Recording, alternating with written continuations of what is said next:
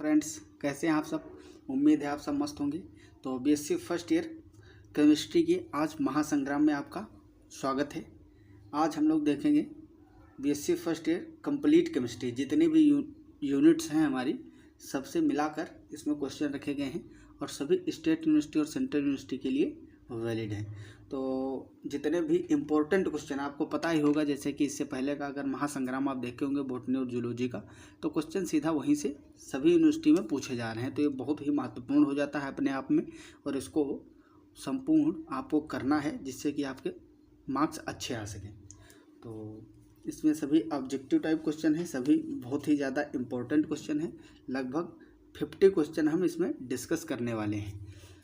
पहला क्वेश्चन है CH4 methane दिया हुआ है प्लस Cl2, इसकी रिएक्शन करा जा रही है लाइट के प्रेजेंस में। आपको यहाँ पे प्रकाश भी लिखा मिल सकता है, क्योंकि प्रकाश H न्यू ही होता है। आप लोग इक्वेशन पढ़े होंगे आइंस्टीन वाला E=mc², उससे भी ये ड्राइव हो सकता है। आप पढ़े ही होंगे कि H न्यू E बराबर H न्यू होता है, न्यू होता है C/λ, तो HC/λ हो जाता है। खैर ये फिजिक्स की बात है। तो जब H न्यू लिखा होता है मतलब प्रकाश डाला जा रहा है, तो इससे रिएक्शन हो रही, बन रहा है methyl chloride plus HCl hydrochloric अम्ल। अभिक्रिया संपादित होती है इलेक्ट्रॉन स्नेही प्रतिस्थापन द्वारा। इंग्लिश में लिख दे तो इसको बोलेंगे इलेक्ट्रोफिलिक सब्स्टिट्यूशन द्वारा, या नाभिक स्नेही प्रतिस्थापन मतलब न्यूक्लियोफिलिक सब्स्टिट्यूशन। मुक्त मूलक प्रतिस्थापन, इसका मतलब होता है फ्री रेडिकल सब्स्टिट्यूशन, या फिर उपर्युक्त में से कोई नहीं। तो ये अभिक्रिया जो होती है, मैं आपको बता दूं, अभिक्रिया ही करके दिखा देता हूं कि किस तरह से ये रिएक्शन प्रोसीड होती है। ठीक, ये मेथेन लिया हुआ है आपका CH4 प्लस Cl2, और इस पर डाला जा रहा है प्रकाश मतलब H न्यू। तो इसकी मैकेनिज्म कुछ इस तरह से होती है। जब Cl2 पे फर्स्ट स्टेप में क्या होता है, जो क्लोरीन का मोलिक्यूल होता है इस पर H न्यू पड़ता है, तो ये दो क्लोरीन मुक्त मूलक में टूट जाता है। क्या है? क्लोरीन मुक्त मूलक। अब इसमें से एक क्लोरीन मुक्त मूलक CH4 पे अटैक करेगा, ठीक है, क्लोरीन मुक्त मूलक, और यहाँ से बनाएगा CH3 मुक्त मूलक प्लस एक H यहाँ से निकल जाएगा CH3 मुक्त मूलक, और एक H जो निकला वो इसके साथ रिएक्शन करेगा, बनाएगा HCl। अब ये जो CH3 डॉट है मेथिल मुक्त मूलक, ये फिर से अटैक करेगा Cl2 के मोलिक्यूल पे CH3 डॉट, और ये रिएक्शन कराएगा Cl2 से। तो यहाँ से भी क्या बनाएगा CH3Cl और एक Cl डॉट। तो ये रिएक्शन ऐसे ही आगे बढ़ती चली जाएगी। आपका प्रोडक्ट जो मेथिल क्लोराइड और हाइड्रोक्लोरिक अम्ल था, ये प्रोडक्ट आपका प्राप्त होता चला जाएगा। तो ये रिएक्शन मुक्त मूलक क्रियाविधि है। क्या है? मुक्त मूलक प्रतिस्थापन है। तो इसका राइट आंसर हो जाएगा ऑप्शन सी इज करेक्ट, मुक्त मूलक प्रतिस्थापन। अगला क्वेश्चन है, निम्न में से कौन सा कार्बोधनायन सर्वाधिक स्थायी है? कार्बोधनायन पूछा है, इसमें से जो इंग्लिश में बोलते हैं कार्बोकैटायन। 2-3 क्वेश्चन इसमें केवल हिंदी में लिख लिया था मैंने, सॉरी। आगे इंग्लिश और हिंदी दोनों में है, क्योंकि हमारे चैनल से दोनों प्रकार के स्टूडेंट जुड़े हैं, हिंदी मीडियम और इंग्लिश मीडियम। तो इसमें देखते हैं, पहला है ट्रोपोलियम। ट्रोपोलियम किसको बोलते हैं? ये होता है ट्रोपोलियम धनायन, बेंजीन के ऊपर लगा है CH2 प्लस, ठीक है, तो इसको बोलते हैं ट्रोपोलियम। और कौन सा ऑप्शन है आपका? ट्राइफेनिल कार्बोधनायन। तो ट्राइफेनिल कार्बोधनायन मतलब ये कार्बन है, इससे 3 फेनिल ग्रुप जुड़े हुए हैं इस तरह से। ये सारे क्वेश्चन इंपॉर्टेंट है, सीधा यहीं से क्वेश्चन पूछा जाएगा, ठीक है। ये है ट्राइफेनिल कार्बोधनायन। अगला है आपका आइसोप्रोपिल कार्बोधनायन। आइसोप्रोपिल, ऑप्शन सी है आइसोप्रोपिल कार्बोधनायन। CH3 ये होता है आपका आइसो ग्रुप। 1 2 3 कार्बन है, आइसो ग्रुप है, तो क्या हो गया? आइसोप्रोपिल। ये एक वैलेंसी, इसके एक इलेक्ट्रॉन निकाल दिया गया है कार्बन का, तो इस पर पॉजिटिव चार्ज आएगा, बन जाएगा आइसोप्रोपिल कार्बोधनायन या कार्बोकैटायन। लास्ट है मेथिल कार्बोधनायन। मेथिल कार्बोधनायन CH3 प्लस। तो इसमें से कंपेयर करना है, फिर बताना है आपको कि इसमें से सर्वाधिक स्टेबल स्थायी कौन है। तो जो कार्बोधनायन होते हैं, कार्बोधनायन या कार्बोकैटायन इंग्लिश में बोलते हैं, कार्बोकैटायन। इनकी जो स्टेबिलिटी है, इनकी स्टेबिलिटी किस पे डिपेंड करती है? सबसे पहले इसमें देखा जाता है हाइपर कंजुगेशन, हाइपर कंजुगेशन, या इसको बोलते हैं अति संयुग्मन, अति संयुग्मन। थोड़ा सा ये बता देंगे आपको पहले, तो आगे और भी क्वेश्चन ऐसे आएंगे तो हर जगह बताना नहीं पड़ेगा, आप अपने आप उसको सोल्व कर लेंगे। तो जो अति संयुग्मन या हाइपर कंजुगेशन है, जिसमें ज़्यादा होगा ये, वो ज़्यादा स्थायी होता है।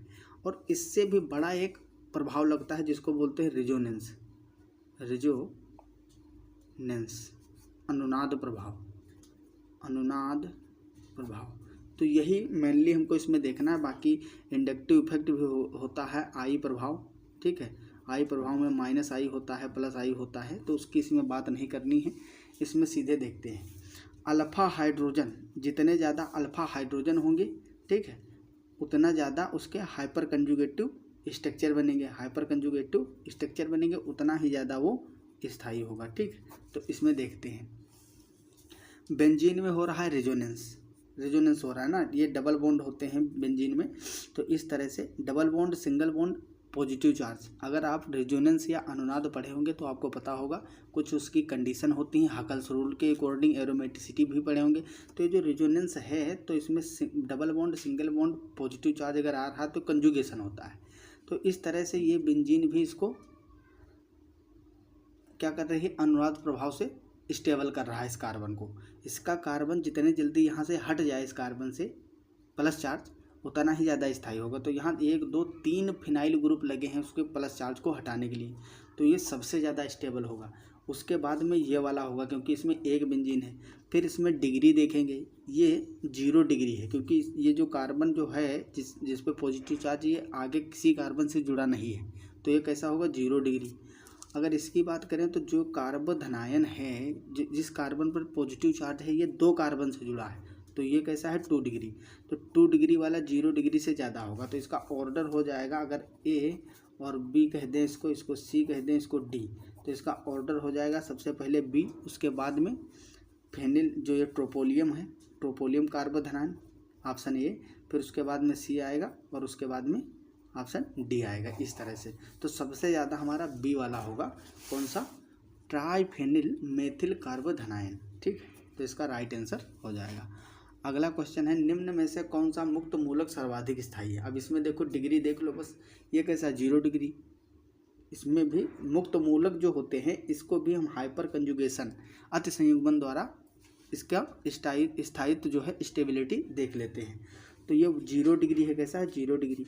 इसमें जिस पे डॉट है, ये इलेक्ट्रॉन है, इससे एक कार्बन जुड़ा है, मतलब ये 1 डिग्री होगा। यहाँ पर इससे देखो 2 CH3 जुड़े हुए हैं, तो इसमें 2 कार्बन जुड़े हैं, तो ये 2 डिग्री होगा। इसका खुला स्ट्रक्चर भी बना लीजिए आप, जैसे ये है CH3 C डॉट, तो ये कैसा होगा, इस तरह से 3 CH3 इससे जुड़े होंगे और इस पर डॉट होगा। तो इससे जुड़े हुए इस कार्बन से कितने, 1 2 3 कार्बन, मतलब ये 3 डिग्री। तो सर्वाधिक स्थायी कौन हुआ, ऑप्शन डी इज करेक्ट, ये मोस्ट स्टेबल होगा। अगला क्वेश्चन है, डी टार्टरिक अम्ल एवं मीजो टार्टरिक अम्ल हैं, ये क्या होते हैं? प्रतिबिंब रूप हैं, या डाई स्टीरियोमर्स हैं, या ज्यामितीय समावयव हैं, या फिर संरूपणीय समावयव हैं? तो आपको बता दूं मैं, ये डाई स्टीरियोमर्स होते हैं। क्यों? जो एक दूसरे के मिरर इमेज होते हैं और एक दूसरे पर सुपर इम्पोज हो जाते हैं, वो डाई स्टीरियोमर होते हैं। और जो सुपर इम्पोज नहीं होते हैं, वो क्या होते हैं, प्रतिबिंब रूप होते हैं। अब मीजो टार्टरिक क्या होता है, यहाँ डी टार्टरिक अम्ल था, अगर यहाँ पे यल टार्टरिक अम्ल होता तो वो एक दूसरे के प्रतिबिंब रूप या एनेंसियोमर हो जाते। लेकिन यहाँ पे डी टार्टरिक अम्ल के साथ में यल टार्टरिक अम्ल नहीं लिया है, बल्कि क्या लिया है, मीजो टार्टरिक अम्ल। मीजो का मतलब होता है इसमें डी भी है, यल भी है। तो जब डी को डी से करोगे, इसमें डी भी है, यल भी है, तो ये प्रतिबिंब रूप नहीं होंगे, ये क्या होंगे, डाई स्टीरियोमर होंगे। अगर यहाँ पे यल टार्टरिक एसिड लिया होता तो वो क्या हो जाता, प्रतिबिंब रूप। और डी का मतलब होता है डेक्स्ट्रो रोटेटरी, ठीक है, टार्टरिक अम्ल। और यल का मतलब, अगर यल यहाँ पे लगा होता तो मतलब लियो रोटेटरी। डेक्स्ट्रो और लियो ये लैटिन ग्रीक वर्ड है। इसका डेक्स्ट्रो का मतलब होता है कि दक्षिण की ओर घुमाएगा, और लियो का मतलब होता है सॉरी इसका मतलब होता है डेक्स्ट्रो होगा कि राइट साइड में प्लेन पोलराइज्ड लाइट जब डाली जाती है, समतल ध्रुवित प्रकाश जब किसी कंपाउंड पे डाला जाता है, तो अगर उस प्रकाश को राइट साइड में रिफ्लेक्ट करता है तो होता है डेक्स्ट्रो रोटेटरी। अगर वो लेफ्ट में करता है तो कैसा होता है, लियो रोटेटरी। तो डी और यल फॉर्म तो दोनों एक साथ होते हैं तो उसको मीजो बोलते हैं। तो मीजो के साथ में जब कंपैरिजन आप डी का करें या यल का करें, वो दोनों कैसे होंगे, डायस्टीरियोमर। और डी और यल आपस में कैसे होते हैं, एनेंसियोमर होते हैं, प्रतिबिंब रूप होते हैं। अगला क्वेश्चन है homolytic fission of a covalent bond produces, किसी सहसंयोजी बंध का समापघटनी विदलन उत्पन्न करता है। देखो होमोलिटिक फ्यूजन पूछा है, मतलब समान से विदलन इसको बोलते हैं, ठीक है। इस तरह से ये है carbon, single bond carbon. Homolytic fusion का मतलब होता है जो बॉन्ड में 2 इलेक्ट्रॉन होंगे वो दोनों कार्बन पे बराबर रूप से वितरित होंगे। तो यहाँ पे क्या बनेंगे, दो कार्बन मुक्त मूलक बनेंगे, ठीक है। तो इसको क्या कहते हैं, फ्री रेडिकल या मुक्त मूलक क्रियाविधि बोलते हैं। तो राइट आंसर ऑप्शन ए। अगला क्वेश्चन है the correct order of stability of carbocations is, ये सीधे क्वेश्चन यही मिलेगा, ठीक है। आप देख लेना, आपका एग्जाम होगा तो यही क्वेश्चन आपको देखने को मिलेंगे। The correct order of stability of carbocation is, कार्बोधनाइनों के स्थायित्व का सही क्रम। तो इसमें सीधा वही देखना है, वहाँ पे सीधा एक ही पूछा था कि कौन सबसे ज़्यादा है, यहाँ पे ऑर्डर पूछ लिया है कौन सबसे ज़्यादा, फिर कौन कम, उसके बाद इस तरह से, ठीक है। तो इसमें अगर देखा जाए तो 3 डिग्री सबसे ज़्यादा होगा, फिर 2 डिग्री। स्थायित्व तो यही होता है 3 डिग्री, फिर 2 डिग्री, फिर 1 डिग्री, फिर उसके बाद में आता है 0 डिग्री को हो या CH3 कार्बोधनाइन, ठीक, मेथिल कार्बोधनाइन। तो इसमें देखो सबसे ज़्यादा स्टेबल कौन है, सबसे ज़्यादा स्टेबल यहाँ पे 3 होगा, ठीक है, पहला ही ऑप्शन है। क्योंकि यहाँ देखो इस कार्बन से तीन क्लोरीन जुड़े हुए हैं, मतलब ये 3 डिग्री है, और ये कैसा है 2 डिग्री, यहाँ पे 2 ही होगा, सॉरी यहाँ पे 3 होगा। तो ये है 3 डिग्री, और यहाँ पे देखो क्या है, ये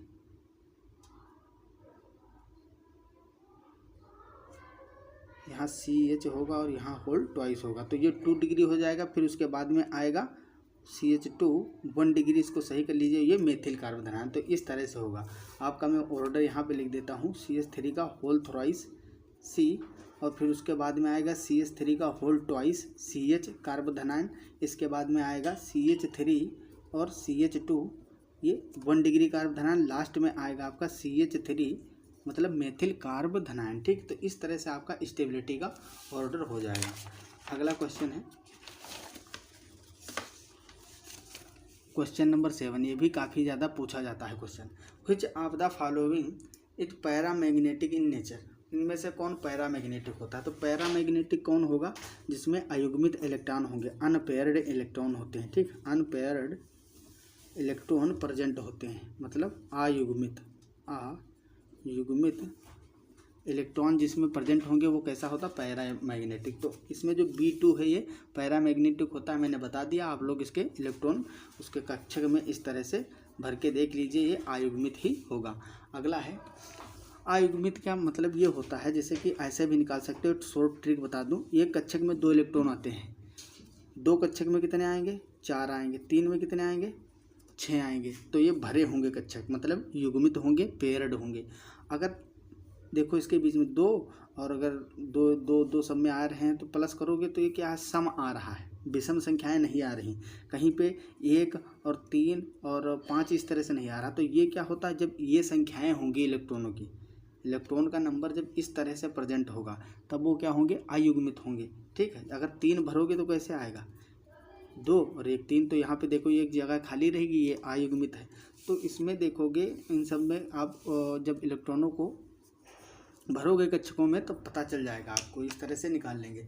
the bond order of NO nitrogen oxide molecule is, NO अणु की आबंध कोटि देखना है। तो आबंध कोटि के लिए मैंने एक सूत्र आपको बताया था, उसके लिए एक रेफरेंस पॉइंट भी बताया था कि सबसे पहले उस मोलिक्यूल का जिसका जो अणु दिया गया है उसका इलेक्ट्रॉन कैलकुलेट करिए, ठीक है। NO इसके इलेक्ट्रॉन इसमें कितने हैं, नाइट्रोजन के पास 7 हैं और ऑक्सीजन के पास 8, तो 8 7 15 हैं। ठीक है, आपको बताया था मैंने एक, अगर इससे पहले की क्लास आप केमिस्ट्री की किए होंगे मेरे चैनल पे तो आपको पता होगा, 14 इलेक्ट्रॉन जब होते हैं तब सबसे ज़्यादा हाईएस्ट बॉन्ड ऑर्डर होता है 3, आबंध कोट जो है वो 3 होती है। ऊपर अगर जाओगे तो भी 0.5 घटेगा, मतलब 2.5 हो जाएगा।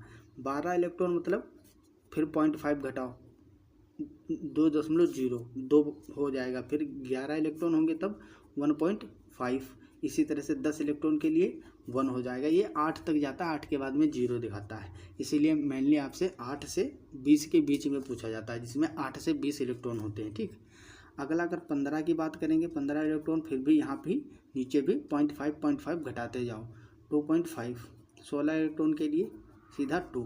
तो आप 15 इलेक्ट्रॉन से के लिए पूछा गया है, NO में कितने हैं इलेक्ट्रॉन, 15 इलेक्ट्रॉन, तो आपका बॉन्ड ऑर्डर हो जाएगा 2.5। तो इसका राइट आंसर हो जाएगा ऑप्शन ए इज करेक्ट, 2.5। आबंध कोट इसकी जो है बॉन्ड ऑर्डर 2.5 होगा। Due to which effect of CH3 group the ethanoic acid is weaker acid than methanoic acid. ठीक है, CH3 समूह के किस प्रभाव के कारण मिथेनोइक अम्ल की तुलना में एथेनोइक अम्ल दुर्बल अम्ल है। CH3 के प्रभाव को पूछा गया, तो ये प्लस आई इफेक्ट दिखाता है। प्लस आई इफेक्ट का मतलब इलेक्ट्रॉन डोनेटिंग ग्रुप, ये इलेक्ट्रॉन को देता है, ठीक है, जिससे जुड़ा होता है, इस तरह समझो। ये है एथेनोइक एसिड CH3 COOH, और ये है आपका HCOOH, ये है मेथेनोइक एसिड। अब देखो इसमें पूछा गया है कि मेथेनोइक अम्ल जो होता है, CH3 समूह के किस प्रभाव के कारण मेथेनोइक अम्ल की तुलना में एथेनोइक अम्ल दुर्बल है। ठीक है, तो ये ज़्यादा दुर्बल होता है, ये प्रबल होता है। क्यों? क्योंकि CH3 क्या करता है, ये इलेक्ट्रॉन को देता है। अब बात सुनना अच्छे से, ज़्यादा अच्छा अम्ल कौन होगा? प्रबल अम्ल वो होगा जो H+ आयन जल्दी देगा। आपने लोअर क्लासेस में पढ़ा होगा कि जो अम्ल होते हैं वो H+ डोनेट करते हैं, तो जिसकी H+ डोनेट करने की, प्रोटॉन दान करने की शक्ति ज़्यादा होगी, टेंडेंसी ज़्यादा होगी, वो जितना जल्दी इलेक्ट्रॉन को डोनेट करेगा उतना ही ज़्यादा एसिडिक होगा, अम्लीय होगा। इसमें देखो हाइड्रोजन कब यहाँ से H+ निकलेगा, जब ऑक्सीजन पे, इसके एडजेसेंट ऑक्सीजन जो है साइड में, इस पे जब निगेटिव चार्ज बढ़ेगा तब हाइड्रोजन यहाँ से निकलेगा या घटेगा। जब इस पे इलेक्ट्रॉन ज़्यादा हो जाएंगे तो इसको निगेटिव चार्ज इलेक्ट्रॉन ज़्यादा मिलेगा हाइड्रोजन को, तो ये छोड़ के जाएगा नहीं। और CH3 जो ग्रुप होता है ये इलेक्ट्रॉन डोनेटिंग होता है। ये इस तरह से CH3 जो है COOH, इसमें क्या करता है, इलेक्ट्रॉन को डोनेट करता है। इलेक्ट्रॉन को डोनेट करता है तो यहाँ पे इलेक्ट्रॉन की डेंसिटी बढ़ने लगती है। ठीक, इलेक्ट्रॉन की डेंसिटी ज़्यादा बढ़ेगी, मतलब हाइड्रोजन यहाँ से जल्दी छोड़ के नहीं जाएगा। और यहाँ कोई भी CH3 मॉलिक्यूल अटैच नहीं है इस कार्बन से, तो इसके लिए इसमें क्या होगा कि जो हाइड्रोजन है ये जल्दी निकल जाएगा कंपेरिजन टू एथेनोइक एसिड। इसीलिए एथेनोइक एसिड जो है ये वीक एसिड है कंपेयर टू मेथेनोइक एसिड। तो इसका राइट आंसर हो जाएगा plus I effect, due two plus I effect of methyl group. अगला क्वेश्चन है, which of the following is an electrophilic reagent. निम्न में से कौन एक इलेक्ट्रॉन स्नेही अभिकर्मक है। इलेक्ट्रॉन स्नेही अभिकर्मक पूछा है, मतलब इलेक्ट्रोफिलिक, जिसको इलेक्ट्रॉन से प्यार हो, इलेक्ट्रॉन का लवर, इलेक्ट्रोफिलिक रिएजेंट। जिसके पास इलेक्ट्रॉन कम है वही तो इलेक्ट्रॉन से लव करेगा, वही तो इलेक्ट्रॉन के पास जाना चाहेगा जहाँ इलेक्ट्रॉन डेंसिटी होगी। देखो इसके पास ऑलरेडी इलेक्ट्रॉन एक्स्ट्रा है, क्योंकि इस पर देखो माइनस चार्ज है, निगेटिव चार्ज। NH3 के पास, इसके पास भी एक्स्ट्रा इलेक्ट्रॉन है, क्योंकि इसके बैलेंस सेल में 2 इलेक्ट्रॉन अभी प्रेजेंट हैं जो कि लोन पेयर के रूप में इस पर दिखाए गए हैं। AlCl3, इसकी भी बात करेंगे। यहाँ देख लो, ये भी, इस पर भी माइनस चार्ज, तो जिस पे माइनस चार्ज होगा या लोन पेयर इलेक्ट्रॉन प्रेजेंट होंगे, ठीक है, एकाकी इलेक्ट्रॉन युग्म, वो हमेशा कैसा होगा, वो न्यूक्लियोफिलिक होता है, नाभिक स्नेही। और इलेक्ट्रॉन स्नेही वही होगा जिसके पास इलेक्ट्रॉन कम होंगे। तो इसका राइट आंसर सी होगा। अब इधर देख लीजिए इस तरह से AlCl3, ठीक है, एग्जैक्ट इस तरह से नहीं होता है इसका स्ट्रक्चर, एग्जैक्ट स्ट्रक्चर तो इस तरह से होता है AlCl3 का, ठीक है। तो एल्युमिनियम का अगर ऑक्टेट देखा जाए तो इसका अष्टक पूरा नहीं है, 3 बॉन्ड बने हैं मतलब 6 इलेक्ट्रॉन है, होने चाहिए 8, तो इसके पास 2 इलेक्ट्रॉन कम है, तो ये कैसे बिहेव करेगा, इलेक्ट्रॉन स्नेही के जैसे। ठीक है, तो राइट आंसर सी हो जाएगा। The number of sigma and pi bonds in ethyne, ठीक, इथाइन में पूछा गया है, CH triple bond CH molecule are respectively. Ethyne अणु में सिग्मा एवं पाई आबंधों की संख्या क्रमशः है, किस तरह से है, सिग्मा और पाई बंध पूछा है, तो ये इथाइन होता है, CH triple bond CH। Generally करते क्या हो तुम लोग देखते हो, इसमें 3 बॉन्ड हैं तो 2 पाई हुए और 1 सिग्मा, इसमें 2 पाई 1 सिग्मा वाला कोई ऑप्शन ही नहीं है, क्योंकि हाइड्रोजन भी तो इसमें जुड़े हुए हैं। तो ये जो हाइड्रोजन है इस तरह से देखो, C ट्रिपल बॉन्ड C, और इस तरह से इसमें हाइड्रोजन भी लगा हुआ है, तो हाइड्रोजन कार्बन के मध्य भी क्या है, सिग्मा बॉन्ड है, तो 1 2 और 1 इसमें सिग्मा होगा, 3 सिग्मा बॉन्ड होंगे और 2 पाई होंगे, तो 3 सिग्मा और 2 पाई पूछा है, सिग्मा फिर पाई, सिग्मा और पाई रिस्पेक्टिवली, तो सिग्मा कितने हैं 3 और पाई 2, तो इसका right answer option D is correct. The -I effect is show by, -I प्रभाव प्रदर्शित किया जाता है, तो ये तीनों जो है -I प्रभाव प्रदर्शित करते हैं, तो इसका राइट आंसर डी हो जाएगा। All of the above, which of the following molecules has 0 dipole moment, निम्न में से किस अणु का द्विध्रुव आघूर्ण 0 है, द्विध्रुव आघूर्ण 0।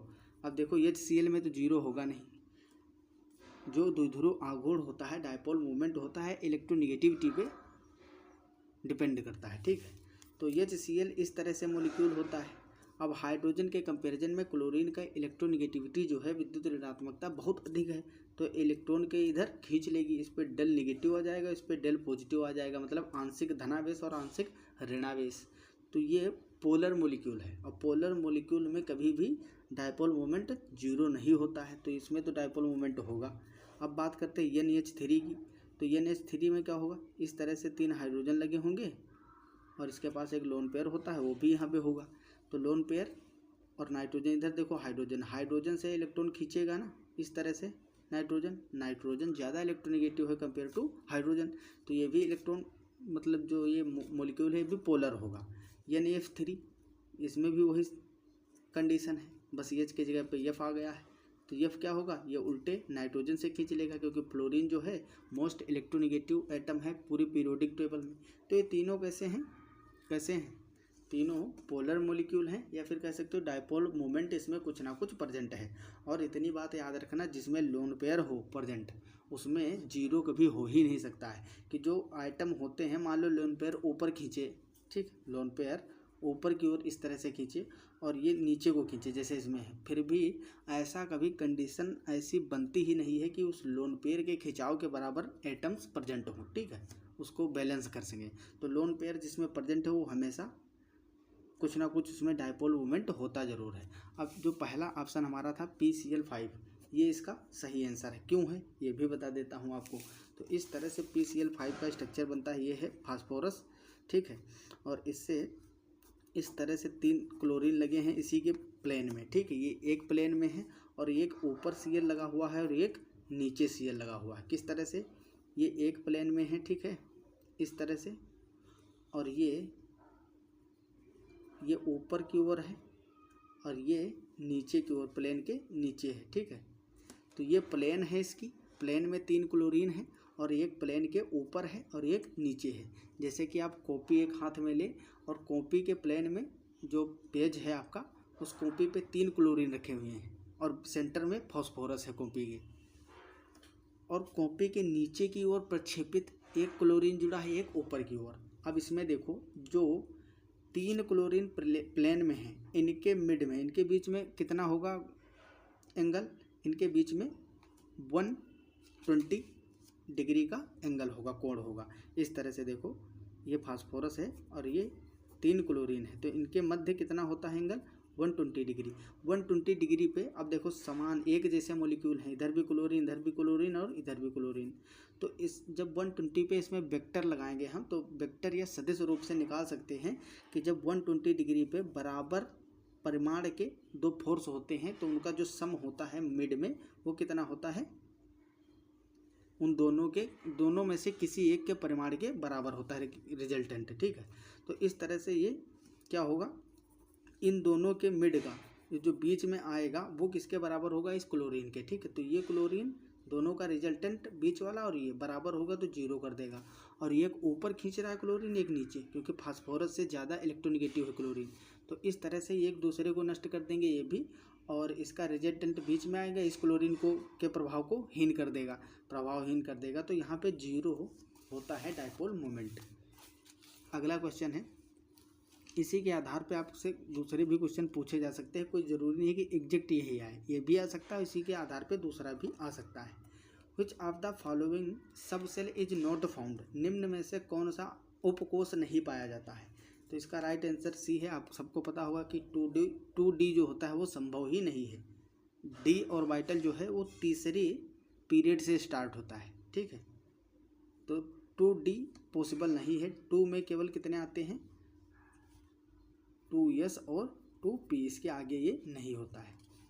अगला question, question number 15, the formal charge on the central oxygen atom in ozone molecule is, किसी ओजोन अणु के केंद्रीय ऑक्सीजन परमाणु का फॉर्मल आवेश कितना होता है। तो फॉर्मल आवेश कैसे निकालते हैं, आपको इससे पहले मैंने वीडियो में एक बताया है कि फॉर्मल आवेश को एक्चुअली किस तरह से निकाला जाता है। तो ये क्वेश्चन मैं आपके लिए छोड़ रहा हूँ ताकि इसको आप हल करके और कमेंट बॉक्स में इसका आंसर लिखना, ठीक। Question number 15। अगला क्वेश्चन है, द एनेंसियोमर डिफर इन देयर, प्रतिबिंब रूप भिन्नता रखते हैं, किसमें भिन्नता रखते हैं, डायरेक्शन ऑफ ऑप्टिकल रोटेशन, प्रकाशिक ध्रुवण की दिशा में, मेल्टिंग पॉइंट में, या फिर फिजिकल प्रॉपर्टी या केमिकल प्रॉपर्टी। तो आपको मैंने बताया था इससे पहले डी और यल फॉर्म, ठीक है। जो डी फॉर्म, ठीक है, डी रूप और यल फॉर्म होते हैं, ठीक है, ये दोनों एक दूसरे के क्या होते हैं, एनेंसियोमर। तो ये प्रकाशिक ध्रुवण की दिशा में डिफरेंस होता है इनमें। ये राइट साइड में प्लेन पोलराइज्ड लाइट जो होती है, समतल ध्रुवित प्रकाश, उसको डी वाला जो है डेक्स्ट्रो रोटेटेड फॉर्म, ये राइट डायरेक्शन में उसको रिफ्लेक्ट करता है, और यल जो होता है वो लेफ्ट साइड में।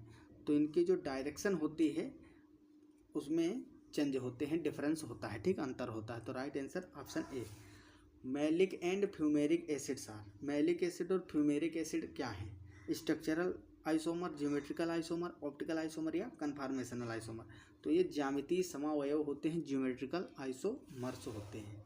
Heterolytic fission of CBr bond produce, CBr बंध का विषम अपघटनी विदलन उत्पन्न करता है। विषम अपघटनी का मतलब, सम अपघटनी अगर होता तो इस तरह से दोनों इलेक्ट्रॉन में से एक एक इलेक्ट्रॉन दोनों के पास जाता, मतलब यहाँ पे क्या बनते, एक कार्बन मुक्त मूलक बनता और एक Br ब्रोमीन फ्री रेडिकल या मुक्त मूलक बनता। यहाँ पे हेटेरोलिटिक बताया है, हेटेरोलिटिक मतलब विषम अपघटनी। तो इसमें क्या होगा, due to more electronegativity of bromine, ये क्या होगा, इसमें जो इलेक्ट्रॉन होंगे वो इस तरह से इस पर शिफ्ट हो जाएंगे। इलेक्ट्रोनिगेटिविटी या विद्युत ऋणात्मकता की डिफिनेशन क्या होती है, इलेक्ट्रॉन खींचने की टेंडेंसी को ही बोलते हैं ना, इलेक्ट्रॉन खींचने की क्षमता को बोलते हैं कि जिसकी जितनी ज़्यादा क्षमता होगी इलेक्ट्रॉन खींचने की, वो उतना ही ज़्यादा क्या होगा, उतना ही ज़्यादा इलेक्ट्रोनिगेटिव होगा। तो ये अपनी ओर इलेक्ट्रॉन को खींचेगा, तो इस पर निगेटिव चार्ज आएगा और इस पर पॉजिटिव चार्ज आ जाएगा। तो इस तरह से कार्बन पॉजिटिव और Br ब्रोमीन निगेटिव के फॉर्म में होगा। तो इसमें देखो ऑप्शन में तो फ्री रेडिकल बनेंगे, नहीं फ्री रेडिकल नहीं बनेंगे। अगर होमोलिटिक होता तो फ्री रेडिकल बनते। 2 कार्बोकैटायंस नहीं, 2 कार्बो एनायंस नहीं, 1 कैटायन एंड 1 एनायन, एक धनायन और एक ऋणायन का फॉर्मेशन होता है। कार्बन पे पॉजिटिव चार्ज मतलब कैटायन और ब्रोमीन पे निगेटिव चार्ज मतलब एनायन। अगला क्वेश्चन है question number 19, the shape of methyl carbocation CH3+ is, methyl कार्ब धनायन की आकृति कैसी होती है, इसकी आकृति कैसी होती है, ट्राइगोनल प्लेनर, ट्राइगोनल पिरामिडल या टेट्राहेड्रल या लीनियर होती है। तो इसकी जो आकृति होती है, शेप होता है, वो ट्राइगोनल पिरामिडल, ट्राइगोनल प्लेनर होता है, त्रिकोणीय समतली होता है। अगला क्वेश्चन है, सारे क्वेश्चन बहुत ही ज़्यादा इम्पोर्टेंट है। Question number 20, which of the following element can not form hydrogen bond at ordinary temperature. निम्न में से कौन सा तत्व सामान्य ताप पर हाइड्रोजन आबंध नहीं बना सकता। तो अब इसलिए आपको पता ही होगा जो क्लोरीन होता है वो हाइड्रोजन बॉन्डिंग बनाता ही नहीं है, ठीक है। रेयरली बहुत हल्का जो है इसमें इफेक्ट ये देखा जा सकता है। बाकी आपको मैंने कई बार बताया भी है, केमिस्ट्री के जब क्लास ली है मैंने हाइड्रोजन बॉन्डिंग का, अगर लेक्चर आप मेरा देखे होंगे उसमें भी बताया है कि फोन याद रखिए आप, फोन फ्लोरीन ऑक्सीजन और नाइट्रोजन के साथ में जब कभी भी हाइड्रोजन प्रेजेंट होगा तो उसमें हाइड्रोजन बॉन्डिंग हो जाएगी, लेकिन क्लोरीन ऐसा नहीं करता है क्योंकि इसकी इलेक्ट्रोनिगेटिविटी उतनी अधिक नहीं है जितनी हाइड्रोजन बॉन्डिंग के लिए चाहिए। Which of the following has longest bond length. निम्न में से किसकी आबंध लंबाई सर्वाधिक है। आबंध लंबाई के लिए मैंने बताया था ये बॉन्ड ऑर्डर के उल्टा होता है। बॉन्ड लेंथ, बॉन्ड ऑर्डर जो होता है, bond order is inversely proportional to bond length. मतलब बॉन्ड लेंथ सर्वाधिक लंबाई पूछा है। सर्वाधिक लंबाई कब होगी, जब बॉन्ड ऑर्डर कम होगा। जब बॉन्ड ऑर्डर आबंध कोटि सबसे कम होगी उसका बॉन्ड लेंथ जो है, बंध लंबाई है, वो सबसे ज़्यादा होगी। तो देखो सबसे कम बॉन्ड लेंथ किसकी है, इसमें इलेक्ट्रॉन को काउंट करो। ऑक्सीजन 2 है, मतलब 16 इलेक्ट्रॉन और 17 इलेक्ट्रॉन होंगे इसमें, ठीक है। 17 इलेक्ट्रॉन, इसके पास 16 इलेक्ट्रॉन,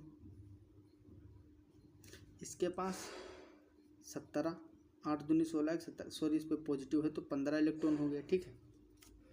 और इस पे 8 दूनी 16 और 2 18 इलेक्ट्रॉन इसके पास प्रेजेंट होंगे। अब देखते हैं इसमें इसका बॉन्ड ऑर्डर निकालते हैं। बॉन्ड ऑर्डर निकाल लेंगे, बॉन्ड लेंथ पता चल जाएगी। 14 इलेक्ट्रॉन के लिए 3 होता है, 15 के लिए 2.5 होता है, 16 के लिए जैसे ऊपर बढ़ते जाओगे घटता जाएगा। तो सबसे ज़्यादा इलेक्ट्रॉन इसके पास हैं 18 के लिए क्या होगा, सबसे कम होगा, तो इसकी बॉन्ड लेंथ सबसे ज़्यादा होगी। तो right answer option D is correct. The number of radial and angular nodes in 3D orbital are respectively. 3D कक्षक में त्रिज्य नोड एवं कोणीय नोड की संख्या क्रमशः होती है, ठीक। इसमें बताना है आपको रेडियल और एंगुलर नोड्स। तो इसको मेनली हम इससे पहले क्वेश्चन डिस्कस कर चुके हैं। अब देखना ये है कितने बच्चे उसको देखे हैं और समझ पाए। अगर आपने देखा होगा, समझा होगा, तो इसका भी आंसर कमेंट बॉक्स में देना। मैं आपको हिंट दे देता हूँ। ये जो एजीमुथल क्वांटम नंबर होता है हमारा यल और यन, ठीक है, तो मुख्य क्वांटम संख्या और एजीमुथल क्वांटम नंबर होता है, इसके अकॉर्डिंग ये निकालेंगे आप, ठीक है, एंगुलर नोड और रेडियल नोड। तो इसको भी कमेंट बॉक्स में आप इसका आंसर बताना। Question number 23, intra molecular hydrogen bond is present in. अंतरा अणुक हाइड्रोजन बंध पाया जाता है। अंतरा अणुक मतलब intra molecular, between the molecule या विदिन द मोलिक्यूल।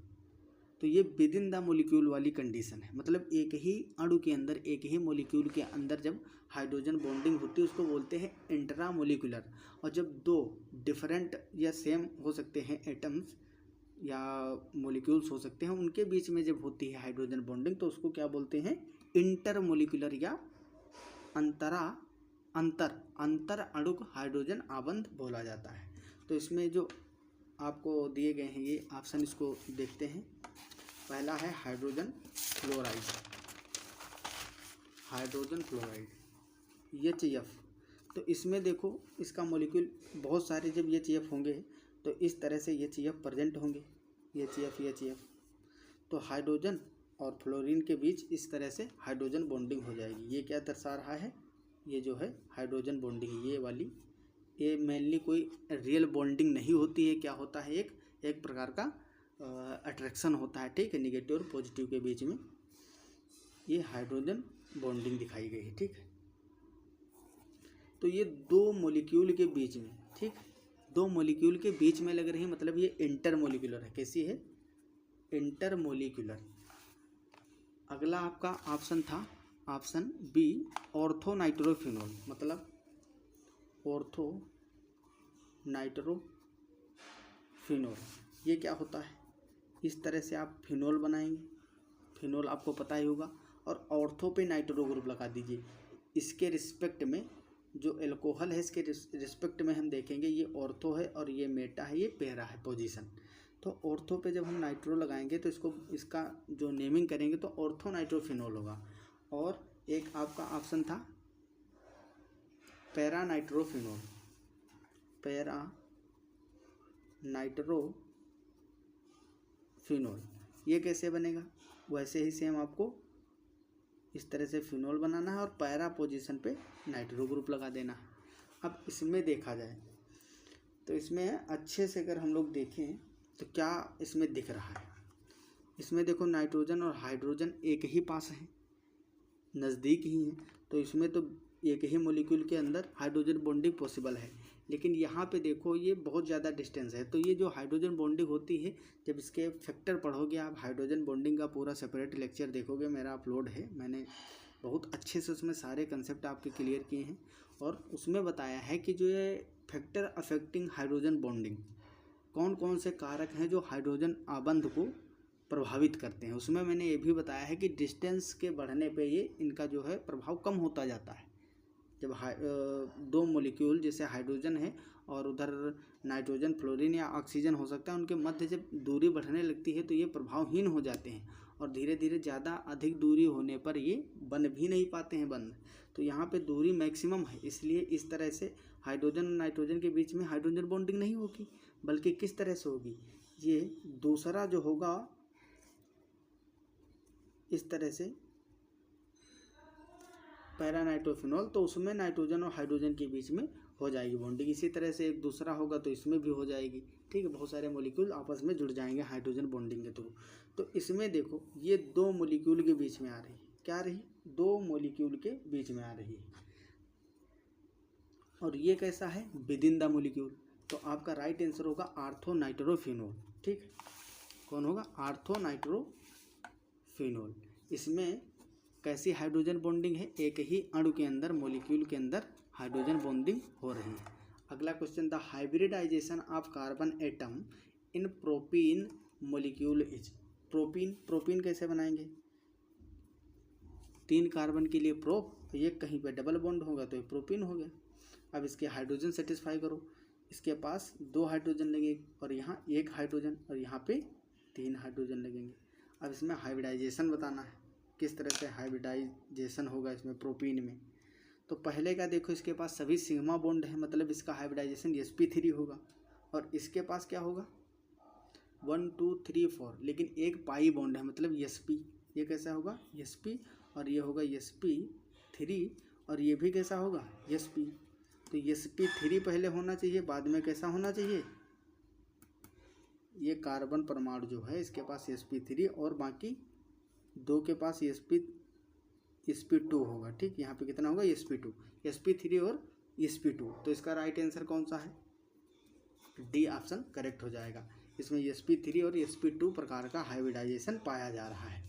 अगला question, the correct order of carbon carbon bond length is found in. Carbon carbon आबंध का जो लंबाई होती है इसकी, उसका सही क्रम क्या है? ठीक है, इसमें दिए हुए हैं, एथेन है, इथीन है और इथाइन है। मतलब सिंगल बॉन्ड, डबल बॉन्ड और ट्रिपल बॉन्ड इसमें पूछा गया है। तो यस कैरेक्टर अगर हम इसमें देखें तो इसमें 50% यस कैरेक्टर है, क्योंकि ये sp हाइब्रिडाइज होंगे तो 50% यस होगा, 50% p होगा। ये है sp2 हाइब्रिडाइज, मतलब 33% इसमें 3.3% यस कैरेक्टर है, बाकी 66.66 या 67% पी कैरेक्टर होता है। और इसमें कैसा है? sp3 हाइब्रिडाइजेशन, मतलब 25% यस कैरेक्टर है। जिसका यस कैरेक्टर ज़्यादा होता है वो उसके इलेक्ट्रॉन ज़्यादा खिंच जाते हैं। ठीक, एस ऑर्बिटल जो होता है वो होता है छोटा, तो न्यूक्लियस के पास भी होता है यस। सबसे पहले देखो, जब इस तरह से हम न्यूक्लियस बनाएंगे, फिर उस पर जब सेल्स इस तरह से अरेंज करते हैं, उसके बाहर ऑर्बिटल बनाते हैं, तो उसमें जो ये सेल्स हैं, यस है, यस ऑर्बिटल है, पी ऑर्बिटल है। तो मान लो इसमें केवल यस था और इसमें यस और पी था, तो यस और पी जो थे तो पहले यस आएगा, बाद में पी आता है। तो अगर न्यूक्लियस से देखा जाए, नाभिक से, तो यस पी के कंपैरिजन में ज़्यादा नज़दीक होता है, मतलब इसके इलेक्ट्रॉन ज़्यादा खिंच जाते हैं। तो ज़्यादा खिंचने से इसकी बॉन्ड लेंथ कम पड़ जाती है, क्या हो जाती है, कम हो जाती है। तो जिसमें ज़्यादा यस कैरेक्टर होगा उसका खिंचाव उतना ही अधिक होगा और उसकी जो बॉन्ड लेंथ होगी उतनी ही कम होगी। तो सबसे ज़्यादा यस कैरेक्टर इसमें, तो इसकी बॉन्ड लेंथ सबसे कम, फिर उसके बाद में कार्बन डबल बॉन्ड कार्बन की, फिर उसके बाद में कार्बन सिंगल बॉन्ड कार्बन की होगी। तो सबसे ज़्यादा बॉन्ड लेंथ किसकी होगी, sp3 की, फिर sp2, फिर sp, मतलब इथेन, इथीन और इथाइन। इथेन, इथीन और इथाइन, पहला ही ऑप्शन सही है। अगला क्वेश्चन है, which of the following anions has maximum polarisability. Maximum polarisability किसकी है? तो आपको मैंने बताया था फजांस रूल। फजांस रूल का लेक्चर आप लोग अगर देखे होंगे तो आपको पता होगा कि फजांस रूल क्या होता है। आयोनिक कैरेक्टर, जो आयोनिक बॉन्ड होता है उसमें कोवैलेंट कैरेक्टर को डिफाइन करता है। उनके अकॉर्डिंग, फजांस के अकॉर्डिंग अगर देखा जाए तो कोई भी मॉलिक्यूल या कोई भी बॉन्ड 100% नहीं होता है किसी भी अणु में। कोवैलेंट बॉन्ड अगर है कहीं तो उसमें भी कुछ ना कुछ मेटेलिक या आयोनिक कैरेक्टर जरूर होंगे। तो इसी तरह से जो आयोनिक बॉन्ड होते हैं उनके मध्य भी कुछ ना कुछ मात्रा में कोवैलेंट कैरेक्टर डेवलप कर जाता है। तो उसके लिए कंडीशन क्या होती है, पॉजिटिव चार्ज जो होता है कैटायन स्मॉल होना चाहिए और एनायन लार्ज होना चाहिए, तो उतना ही ज़्यादा इसमें इंटरेक्शन होता है, खिंचाव होता है। ठीक है, तो यहाँ डिटेल में तो नहीं बताएंगे लेकिन इतना बता देंगे किस तरह से कौन सा है इसमें से सही। अगर आप पढ़े होंगे इससे पहले तो आपको याद आ रहा होगा, हमारा लेक्चर देखे हो या किसी और टीचर से पढ़े हो या बुक से पढ़े हो, आपको याद आ रहा होगा कि लार्ज एनायन और स्मॉल कैटायन होना चाहिए। तो यहाँ पे लास्ट जो ऑप्शन है डी आयोडीन। आप जब पीरियोडिक टेबल में नीचे जाओगे हेलोजन वाले में, हेलोजन ग्रुप में, तो fluorine, chlorine, bromine, iodine, statin इस तरह से होता है। तो जो साइज होता है नीचे जाने पर बढ़ता है, अब इसलिए आपको पता ही है। तो आयोडीन सबसे बड़ा एनायन होगा, मतलब इसकी पोलराइजेबिलिटी सबसे हाई होगी। अगला क्वेश्चन है क्वेश्चन नंबर 27, बहुत ही ज़्यादा important. The molecule with trigonal bipyramidal structure is. Trigonal bipyramidal मतलब किस तरह से होना चाहिए, इस तरह से एक ट्राइगोनल बनना चाहिए, ठीक है, और ऊपर एक और एक नीचे, इस तरह से एक पिरामिड ऊपर और एक पिरामिड नीचे बनना चाहिए। तो ये बीच जो प्लेन में है वो ट्राइगोनल और ऊपर नीचे बाईपिरामिडल। तो इसमें इस तरह सा कौन सा मॉलिक्यूल है, IF7 बनाएंगे, चेक करते हैं। ये है I, ठीक है, और 3 F लगा दिए यहाँ और 2 F यहाँ लगा दिए। इसमें 7 F हैं, तो ये बन ही नहीं सकता कभी। 7 F लगाओगे तो कहाँ ये बन जाएगा, ये तो बात ही गलत हो गई। फिर अगला ऑप्शन था BRF5। BRF5 इसको बना के देखते हैं। जब BRF5 बनाएंगे हम, BRF5, ये है ब्रोमीन, ठीक है, ये 3 फ्लोरीन लगे हुए हैं इससे, और ये 2 फ्लोरीन यहाँ लगे हुए हैं। ब्रोमीन की बात करें तो इसके पास इलेक्ट्रॉन कितने होते हैं वैलेंस सेल में, इसके पास 7 इलेक्ट्रॉन होते हैं, क्योंकि हैलोजन में सब में 7 इलेक्ट्रॉन होते हैं। तो इसके पास 5 बॉन्ड बन चुके हैं, मतलब 5 इलेक्ट्रॉन यूज हो गए, 2 इलेक्ट्रॉन बचे हैं। तो कहीं ना कहीं एक लोन पेयर होगा जो कि इस सिमेट्री को डिस्टर्ब कर देगा, जो इसके अरेंजमेंट है, सॉरी सिमेट्री नहीं, अरेंजमेंट है, उसको डिस्टर्ब कर देगा। ये त्रिकोणीय बाई पिरामिडल जो है, ये इस तरह का स्ट्रक्चर इसका नहीं रहेगा। अब बात करते हैं PCl5 की। PCl5 फास्फोरस जो है, इसके बैलेंस सेल में कितने इलेक्ट्रॉन होते हैं, बैलेंस इलेक्ट्रॉन की बात की जाए तो इसमें होते हैं 5। अब 5 ही क्लोरीन इससे जुड़े हैं, तो इसका स्ट्रक्चर अभी इससे पहले बनाए भी थे हम इस तरह से, ठीक है। 3 क्लोरीन जुड़े होंगे और इससे 2 क्लोरीन ऊपर और नीचे प्लेन के जुड़े होंगे, और ये एक ऊपर पिरामिड बनाएगा और एक नीचे पिरामिड बनाएगा। तो ट्राइगोनल पिरामिडल बाई पिरामिडल इसका स्ट्रक्चर होता है। तो राइट आंसर हो जाएगा option C is correct, PCl5। और 4th वाला आप अपने आप प्रैक्टिस कर लेना, क्योंकि जितना प्रैक्टिस करोगे उतना ही ज़्यादा ये स्ट्रक्चर बनाओगे, उतना ज़्यादा अच्छे से समझ में आएगा। Which of the following has bond order 1। निम्न में से किसका आबंध कोट 1 है। अब आबंध कोट 1 किसका है, आपको बताए थे 14 इलेक्ट्रॉन होंगे, 3, ठीक है। अब इसमें देखो 14 से सब में ऊपर है, कम किसी में नहीं है, तो ऊपर जाओ। 15 के लिए 2.5, 16 के लिए 2, 17 के लिए 1.5, 18 इलेक्ट्रॉन के लिए 1। तो 18 इलेक्ट्रॉन जिसमें होंगे उसका आबंध कोट या बॉन्ड ऑर्डर 1 होगा। तो 8 दूनी 16, 2 18, पहला ही ऑप्शन मिल गया आपको। Carbon carbon bond angle is propyne. Propyne में कार्बन कार्बन आबंध के बीच में कितना बॉन्ड एंगल होता है? तो ये सिंपली 180 डिग्री होता है, ठीक है। अगला क्वेश्चन है, ethyl bromide on treatment with silver cyanide gives. Silver cyanide के साथ क्रिया करके एथिल ब्रोमाइड क्या देता है? एथिल ब्रोमाइड CH3CH2Br, ये क्या है? Ethyl bromide. इसकी रिएक्शन करवाते हैं हम सिल्वर साइनाइड से, मतलब प्लस AgCN, ये क्या है? Silver cyanide. इसकी जब रिएक्शन कराएंगे तो यहाँ पे क्या होगा? ये नाभिक स्नेही प्रतिस्थापन अभिक्रिया होती है। यहाँ पे क्या होती है? Nucleophilic substitution reaction. यहाँ ये Ag प्लस और Cn माइनस के रूप में है। यहाँ का जो नाभिक स्नेही है ये AgCN से नाभिक स्नेही से रिएक्शन करेगा और इस तरह से क्या बनाता है?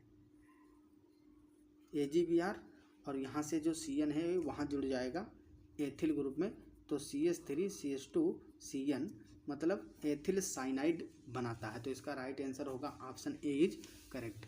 अगला क्वेश्चन है, the hybridization of carbon atoms in CH2CH2 molecule are. जो ये मोलिक्यूल दिया हुआ है आपको, इसमें इस अणु में कार्बन परमाणुओं का संकरण पूछा गया है। तो पहला जो कार्बन, इसके पास एक पाई बॉन्ड है, मतलब sp2। इसके पास सभी 3 पाई बॉन्ड, 2 पाई बॉन्ड है और 2 सिग्मा बॉन्ड है, तो इसका होगा sp। फिर इसके पास सेम पहली वाली कंडीशन, मतलब sp2। तो पहले sp होगा, फिर उसके बाद में क्या होगा? पहले sp2, फिर sp, फिर sp2 रिस्पेक्टिवली, ठीक है। इसमें देखो sp2, sp और sp2, तो इसका राइट आंसर ऑप्शन सी हो जाएगा correct. The most stable conformation of ethane is. Ethane का सर्वाधिक स्थायी संरूपण है, सर्वाधिक स्थायी। स्टेगर्ड मतलब सांतरित रूप, या फिर इलिप्सॉइड जो ग्रेसित रूप होता है, या फिर स्केव विषमतलीय रूप, या ऑल आर इक्वल स्टेबल। सभी इक्वल तो होते नहीं हैं, तो इसका जो स्टेगर्ड फॉर्म होता है, सांतरित रूप होता है, सबसे ज़्यादा स्थायी होता है इथेन का। इसके जब हम कन्फॉर्मेशन बनाते हैं तो कई सारे स्ट्रक्चर बनते हैं, और जो ये वाला स्ट्रक्चर एक बनता है, ठीक है, इस तरह से CH3 और CH3। इसमें जो है रिपल्सन मिनिमम होता है, इसलिए ये ज़्यादा स्टेबल होता है। यही स्टेगर्ड फॉर्म है, ठीक है, स्टेगर्ड फॉर्म। तो पूरे कन्फॉर्मेशन बनाएंगे तो आपको और ज़्यादा इन्फॉर्मेशन मिल जाएगी इसके बारे में। हालांकि ये सबसे ज़्यादा होता है क्योंकि इसमें मैक्सिमम डिस्टेंस पे सभी एटम्स प्रेजेंट हैं, एटम और molecule. The plus I effect is show by. Plus I प्रभाव प्रदर्शित किया जाता है, इनमें से किसके द्वारा प्लस आई प्रभाव शो किया जाता है? देखिए अच्छे से, तो ये भी जितने हैं ये माइनस आई प्रभाव दिखाते हैं। CH3 इससे पहले भी बता चुके थे, जब इथेनोइक एसिड और मेथनोइक एसिड की एसिडिटी को, जो एसिडिक स्ट्रेंथ है उसको कंपेयर किए थे, तो वहाँ पे बताए थे कि ये प्लस आई प्रभाव को दिखाता है। ये इलेक्ट्रॉन को डोनेट करता है और ये जो है इलेक्ट्रॉन को खींचते हैं, ठीक है, क्या करते हैं? इलेक्ट्रॉन को खींचते हैं, तो ये माइनस आई प्रभाव दिखाते हैं। अगला क्वेश्चन काफ़ी इंपॉर्टेंट ये भी है, the essential condition for optical activity is. प्रकाशिक सक्रियता के लिए आवश्यक शर्त, presence of chiral carbon atom, मतलब कायरल कार्बन परमाणु की उपस्थिति, या मोलिक्यूलर एसिमेट्री आणविक असममितता, presence of centre of symmetry, presence of plane of symmetry. तो इसमें आपको बता दूं, जो प्रकाशिक सक्रियता के लिए कंडीशन होती है, सबसे पहली कंडीशन होती है इसकी कि कायरल